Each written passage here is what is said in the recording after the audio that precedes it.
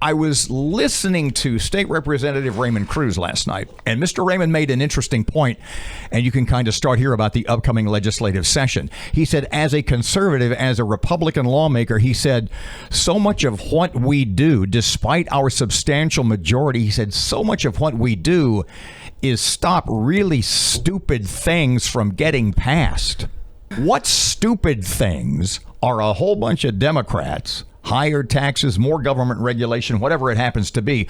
What stupid things are a lot of Dems going to try to shove down the legislative throat in this legislative session? Oh, mercy. Well, it's always an adventure. I believe the last count, there was something to the tune of 880 bills filed so far for this session. I'm sure a few will trickle in along with some resolutions. So there's bound to be some stupidity buried all the way through, filtered all the way through and there. And not buried very deep, I would suspect. No, this is a fiscal session, so all sorts of tax and issues are on the table. Look, we could go through a whole list, and there's a tax increase on our fuel and gasoline that's being proposed, even while we haven't yet fixed Department of Transportation issues. We need to do that first. A whole bunch of stuff. Frankly, the dumbest thing, if I can be so bold, that lawmakers could do is not take advantage of this moment to help Louisiana emerge from the pandemic stronger than we started it. Daniel, a recent survey showed 46% of Republicans support a higher gas tax to fix our infrastructure. 62% of independents, 60% of Democrats, and 46% of Republicans. You're going to lose this fight, it sounds like.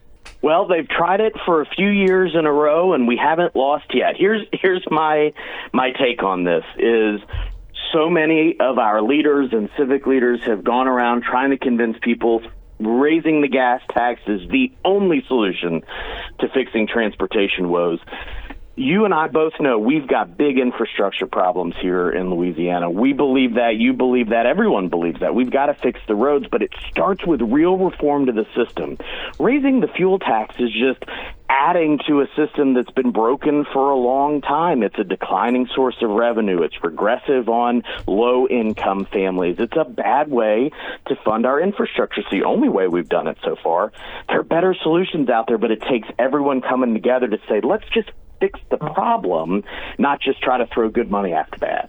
One of your priorities, not only for this session, is simplify the tax code. Is that even possible? Have we built bad on top of bad for so long that anything short of a constitutional convention, is it, in your mind, is it even possible to begin to unravel the tax code and fix it? It is possible, but you've nailed the problem, is we have just put Band-Aids on top of Band-Aids on top of Band-Aids that didn't actually heal the wound. It just sort of patched it all together for a little while. And so there's a package of bills from Shreveport's own Thomas Presley that really does make a huge step forward to solving some of those challenges. It removes most of the complexity from the corporate and individual tax code. It eliminates the franchise tax. It eliminates the inventory tax credit, and brings us to a low, flat, simple, predictable rate on companies and individuals all across Louisiana. That's what we've been missing. It is hard. It will require approval of the voters ultimately, because it does, as you know, require constitutional change. But by our numbers, doing this will lead to at least 10 or 15,000 new jobs just in the first couple of years, and about $200 million in economic activity. What do you suggest people do? We sit back and most of us go about our life and take our kids to school, pick up our dry cleaning, and do our jobs. And we don't get actively involved, and then things get passed that we don't like. What should people do? Well, they're taking a first good step by listening to your program, but here's what I would recommend. First, we're here to help with that, and there are certainly other great groups that you could get involved with. But if you want to stay engaged, you want to know what's going on, go to pelicaninstitute.org, sign up for the newsletter. We make it as easy as possible. We're going to keep you up to date on what bills are moving, and you can go into that website on the Action Center and send a note to your legislator right now on tax reform. And as these bills get introduced, you can take that action, and we'll give you some talking points and make it very easy. Provide phone number, email, everything you need to reach out to your lawmaker. But get involved. They need to hear from you. Frankly, they want to hear from you when they're doing the right thing and maybe when they need a little push to the right direction. So I know there's a lot of demands on everyone's time. Now is the most important time for the next 2 months.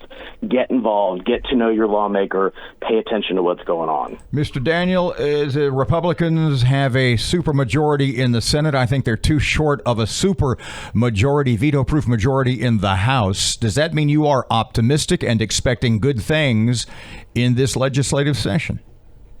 Well, the last session, with the first one with this new makeup of the legislature, of course, was interrupted by the pandemic, but they did some really good things. They made first steps forward on legal reform, some steps forward on budget reform. So I am cautiously optimistic.